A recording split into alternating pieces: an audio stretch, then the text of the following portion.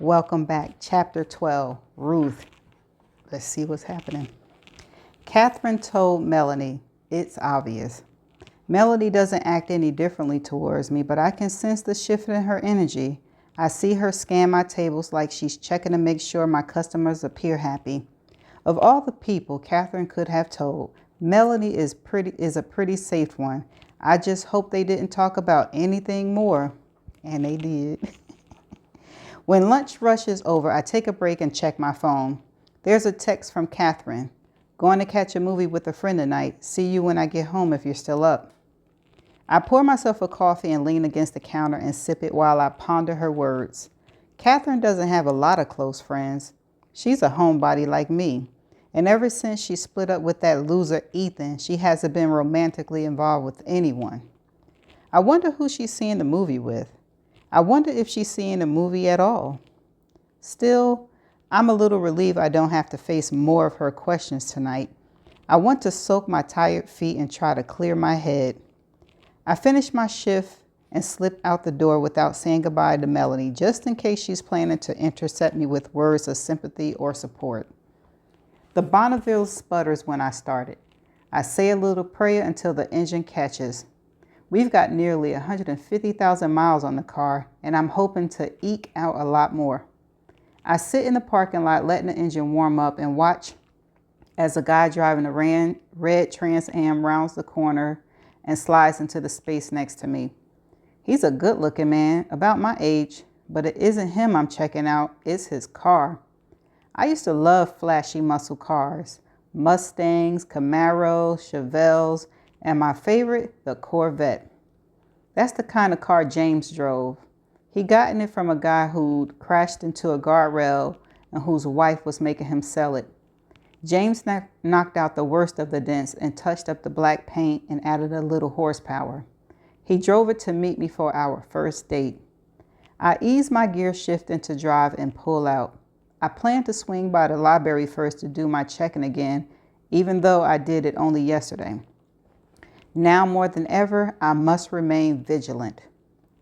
Only when I'm certain the barriers have erected around me and Catherine aren't in danger of being breached will I head home. It almost feels like James is waiting for me there. In a way, I guess he is, since I need to sink deeply into another memory of him and write more in my journal. On the night of my first date with James, my father had to work late. He said Timmy and I should stop for burgers on the way from Palms practice, so we did. We spread out our books in a booth and Timmy chewed his pencil eraser as he worked his way through the page of pre-algebra equations. I was of no help since I've already forgotten everything I've learned on the subject. I drafted my English essay. The topic was foreshadowing in Shakespeare's play Romeo and Juliet. Usually I dreaded school reading, but something about this slim play spoke to me. Teenagers in love destroying their lives. Trust me, I get the irony. I expected my dad to be home by the time Timmy and I arrived, but he wasn't. My dad worked for my mother's family business. It's how they met. My grandparents owned a bunch of houses close to the local college, which they rented out at obscene rates to students who needed to live close to the campus and had few other options. Timmy and I sometimes tagged along with my dad when he worked on the places, and I couldn't believe the scam my mother's family ran. They portioned off rooms to rent what should have been a 4-bedroom home as an 8 or 9 bedroom one. The spaces were barely big enough for twin beds and dressers, and the kitchens and bathrooms were a mess, with patched linoleum floors, cracks in the walls, and iffy appliances. College kids and their parents put up with it because they knew the lease were temporary. Those houses were just stepping stones as they moved towards a better life. Plus, no one cared if they threw wild parties or let trash bags pile up in the living room. It wasn't like they could do a ton of damage to the places. And if they did, my mother's family simply kept their security deposit. I'm pretty sure they kept most of the deposits even when there wasn't any new damage. My mother, your grandmother, had a thick streak of evil running through her, as you've probably gleaned by now. She inherited from her mother, who was a cold, prejudiced, greedy jerk, and that's putting it mildly. I heard my grandmother refer to my dad as a spick once. I didn't understand what it meant, and I couldn't find the word in the dictionary. From the way the word twisted her lipstick mouth into an ugly shape, I knew it was an awful one. Whenever I worry I've got half of my mother's side in me, I remind myself I also have half of my dad's. A lot of the time when he worked late, he did it off the clock. Like when there was a serial rapist in the area and some of the college girls were getting scared, my father installed locks on each of their bedroom doors. He paid for those bolts himself, which I knew because I was with him at the hardware store when he brought them. His name is Mateo. If you turned out to be a boy, that would have been your middle name. The first night James and I planned to go out, my dad was helping some students deal with a plumbing crisis. After we finished our burger and homework and drove home, Timmy and I sat in the driveway for a few minutes, but we couldn't put off going inside for long. Dusk was settling, and I only had 30 minutes before I had to meet James. The house was dead quiet when I opened the kitchen door, which was unusual. My mother typically fell asleep on the living room couch in front of the TV. I waited a minute but couldn't hear a thing, so I motioned for Timmy to get out the car. We had our routine choreographed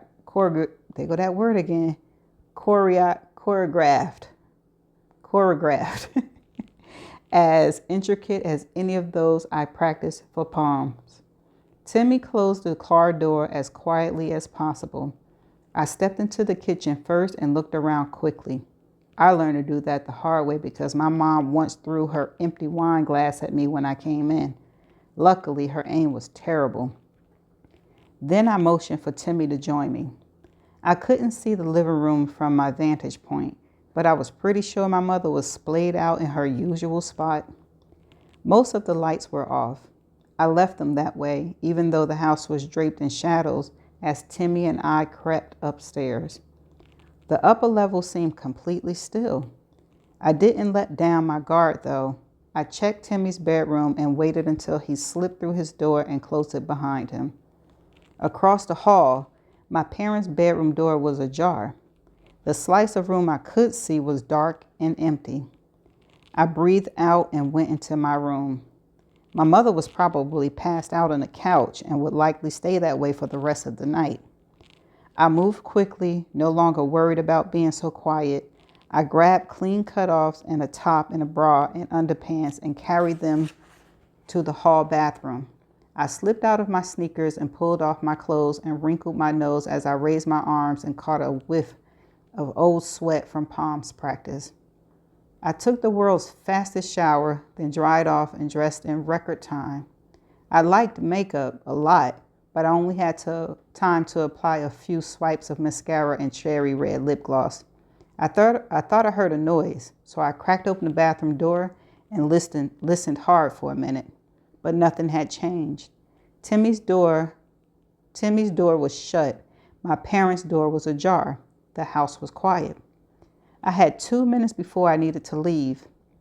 This next part is so hard to write. I shut the door and reached for the blow dry and turned it on. You know how you flip your head upside down and aim the dryer at your roots to get more body into your hair? That's what I was focused on, a little more body in my hair. The roaring noise of the dryer filled my ears. For 120 seconds, I couldn't hear anything else. Then I turned the dryer off. Kids cry in a lot of different ways. Whether they're angry, sad, injured, or tired, it sounds different. I heard Timmy cry in all of those ways. I thought I knew all of the ways there were for a boy to cry, but I didn't.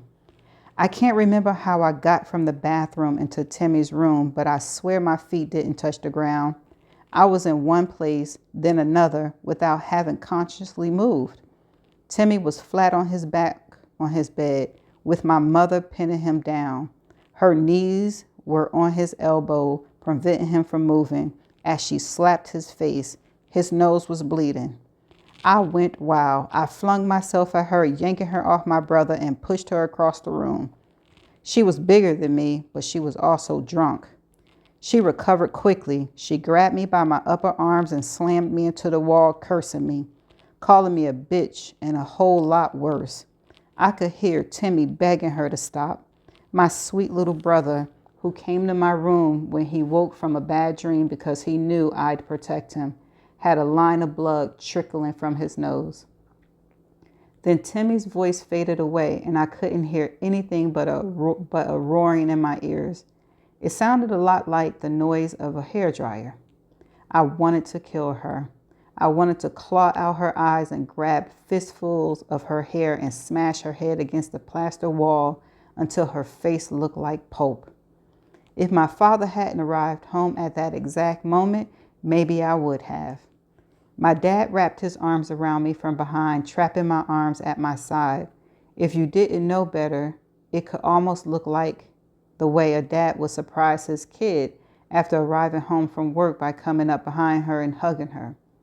My father ordered me and Timmy to get outside. The noise in my ears receded. I felt like I had an out-of-body experience, but I was coming back to myself. My mother had been slumped on the floor, but her eyes were open and she was already climbing to her feet. She wasn't badly hurt. She might not even remember what had happened. I grabbed Timmy's hand and we ran back downstairs, retracing our route through the kitchen. I grabbed a paper napkin from the table as we passed it because my mother always kept nice paper napkins, the kind that almost look and feel like real cloth, in the silver holders. Appearance were important to my mother. She never hid us outside the house where someone might see. That would be unseemly. Timmy and I sat on the front steps of the house. I cleaned his nose as best as I could, then held him for a long time. To distract him, I talked about all the things he'd do someday. Ride a horse, fly in an airplane, go to Italy with me, and eat a different flavor of gelato every day. My father finally came out. He still wore his handyman coveralls with his name on the left pocket. He examined Timmy's nose and checked my upper arm. Red dots in the shape of fingertips were already forming, precursor to bruises. The broken look on my dad's face killed me. I knew he was trapped. He was a high school dropout with no resources. My mother's family had some money, plus they employed him. If he left her, they'd fire him and hire Lori to help her win full custody of us. It wouldn't be hard since the courts usually favored mothers. I'd heard my mom yell that at my dad before. Anyway, my dad was raised as a Catholic. He didn't believe in divorce. I lied and told him we were fine as Timmy nodded. My dad said he wanted to take Timmy to McDonald's for a cone, and Timmy's face brightened a bit. Dad asked if I was still going out or if I wanted to come with them. I was so late for my date with James that I doubted he still was waiting for me. I didn't have a way of communicating with him other than through notes tucked in my locker slacks.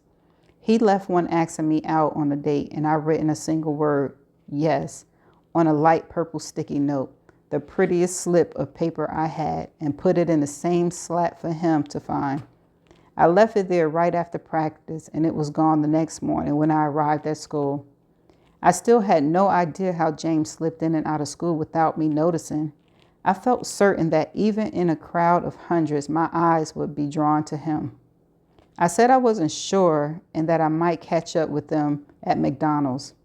My dad kissed my cheek, then took Timmy's hand, and we walked together to the driveway. My father drove a car in even worse condition than mine. He insisted on giving the better one to me because it had airbags. Even when he wasn't with us kids, he tried to protect us. My mother had tried to defeat him in many ways, like by screeching that he was a loser and a terrible husband and that she never should have married him. There was plenty my dad could have said back, especially because I'm pretty sure my mother got pregnant with me to trick my dad into marrying her. She was 30 and he was 25 when they met, and it's not like she was bringing a lot to the table. But my dad always accepted her wrath without ever once fighting back or even leaving the room. For the longest time, I couldn't figure out why. Now I think I know the truth. By absorbing her verbal blows, he hoped he would prevent her physical ones against us kids. The front of my high school was lit up by tall outdoor lights, but around the back, the parking lot was almost completely dark. There weren't any other cars I could see. James had given up on me. I didn't want to go to McDonald's or back home. I decided to just drive around for a while, listening to the radio. Maybe I'll go to Pizza Pizzaio and leave a note for James. As I swung my car around, my headlights shone on a black Corvette tucked into the far corner of the lot. James was leaning against the rear bumper. He looked so good in his jeans and white t-shirt, even better than he had in his waiter's uniform. The sight of him washed away the ugliness of the previous hour. I parked and walked towards him. I was a mess. I hadn't even brushed my hair. My mascara was probably smeared, and I wasn't wearing shoes. But James was smiling by the time I reached him. He reached out and with the gentlest of touches, rubbed his fingertips against my cheekbones. There was a dot of blood on my face, he said. It wasn't mine, it was Timmy's. I could have conjured an excuse. I don't know what made me do it. Maybe it was the way he listened without interrupting once, or the way nothing I said seemed to shock him. I told him everything. Before I was even halfway through, he reached out and put his arms around me. It was the opposite of the way my father had restrained me. James drew me to him tenderly so that my head was against his chest and his arms were loose around my body. When I finally finished, his shirt was damp from my tears. It wasn't exactly the way I planned to begin our first date. Any other guy would have run away without looking back, but James kept holding me. I closed my eyes and listened to his slow, steady heartbeat. After a few minutes, he led me to the side of the school.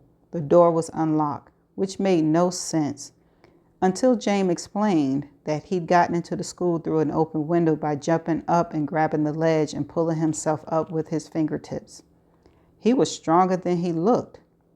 He took my hand and electricity tingled all the way up my arm and thumb through my body. My school felt different late at night, like an outline of itself with the inside scooped out. Our footsteps echoed down the quiet hallway.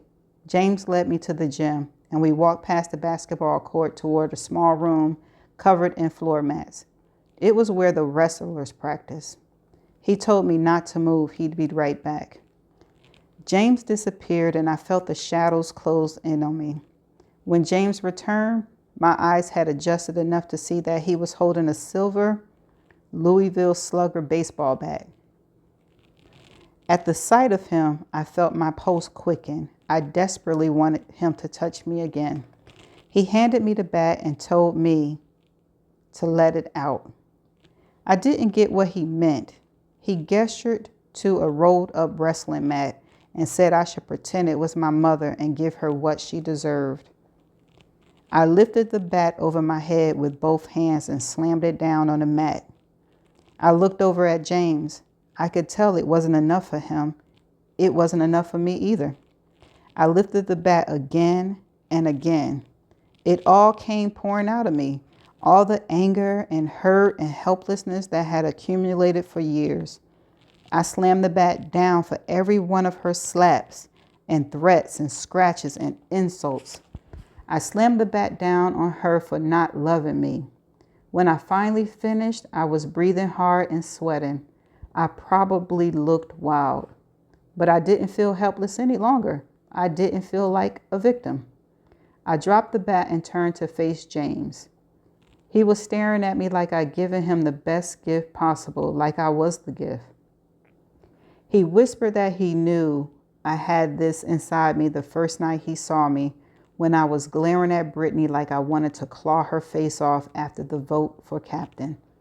Then he pulled me against him and kissed me. I had been kissed before, but never like that. I felt like I couldn't get enough of him. I ran my hands through his hair as the kiss went on and on. At one point, he pulled away briefly and looked down at me, then dropped his head to kiss me again, like he couldn't bring himself to stop either. After a while, we wandered back outside, holding hands and stopping every few feet to kiss again. We sat on the bleachers, my legs draped over his, and drank a few Bud Lights and shared the chocolate chip cannoli James had brought from Pizza Pizzaio. When it was time for me to go home, James followed me in his car. He waited until I got into my bedroom and flashed my lights, our prearranged signal. From that night on, James completely consumed me. I was addicted to him. We saw each other whenever we could, and if I wasn't with him, I was thinking about him. Every time I arrived at school and saw a new note tucked into my locker slacks, or whenever I'd look up during Palms practice and see James sitting on the bleachers, it felt like I was glowing, heated from within. It didn't even matter when Brittany left a diet brochure on top of my backpack, or when Coach put me in the back row of every routine, or when my blue and gold Palms went missing and Coach made me pay for replacements. Nothing could bring me down. Soon, it wasn't enough to only see each other in our free time. When James had to work weekend shifts, I sat in his section and sipped a Diet Coke and nibbled the cannoli he slipped me. I tried to do my homework, but mostly just snuck looks at him. He told me he suffered from insomnia and often went for drives when he couldn't sleep. One night, he told me he'd gone by Brittany's house. The way he was smiling, it reminded me of how he looked when Mrs. Davis tried to chastise him at the restaurant and he turned the tables on her. I imagined him letting the air out of Mrs. Davis' tires or smearing peanut butter into the keyhole of their door. But when I asked what he'd done, James told me he'd taken their cat from their front yard. I remember the sweet little cat, Smokey, from the days when I'd been friends with Brittany. Smokey wore a silver bell on his collar. He liked to sit on your lap and knead his paws against your stomach and purr. An icicle pierced my chest as I asked James what he'd done with Smokey. James blinked at me like he was surprised by the question. Then he said he'd gotten it a can of tuna and would keep it at his place for another day or so before bringing it back. His words blew away the irrational flicker of fear I felt. He asked me calmly if I thought he'd hurt an animal, and I shook my head. Of course, James was only pulling a prank. Why had my mind raced to the assumption he'd done something terrible to an innocent creature? Because that's the right reaction, because I had the same reaction too. Still, I didn't like the thought of Smokey being alone in a strange room, even just for a day or so. But all of those thoughts evaporated from my mind when James leaned in closer and cupped my face in his warm hands and kissed me again. Then he told me that he also sometimes drove by my house late at night and parked by the curb and stared up at my window. It felt like he was watching over me, keeping me safe. We always think that, right? Until the flags be like, boop, boop, boop. I lost my virginity to James a week later when he took me to a field in the middle of the woods behind my high school and spread out a blanket under a star-filled sky. Afterwards, he asked me what was I thinking. I told him the truth. I thought I loved him. When he whispered it back to me, I felt like I could float right up to the stars. One of the things I've written about in my Romeo and Juliet essay was a quote everyone knows: "Parting is such sweet sorrow." I argue that the line just above it is more significant because it foreshadows the fate of the young couple. "Yet I should kill thee with much cherishing." I got an A- on that essay, and I stuck the paper in my binder and promptly forgot about it. Now, though, I find myself thinking about that line quite a lot. That's the end of chapter 12. Okay, any thoughts on this chapter? I don't have much thoughts on this chapter, except I'm still waiting to see how Catherine is going to approach Ruth about what she knows. And Ruth think that Catherine and Melanie didn't talk about some things. So that's what I'm more interested in. Anxious to find out. Okay, so this chapter talked about how her and James, were as teenagers, and she lost her virginity and stuff like that, and the chaos she was going through at home. Am I getting a better picture as to why she left at 18? A little bit. I'm getting a little bit of a picture, but I guess we're going to have to wait until other chapters. So with that being said, I'm going to just see y'all in the next chapter, which is 13. Bye.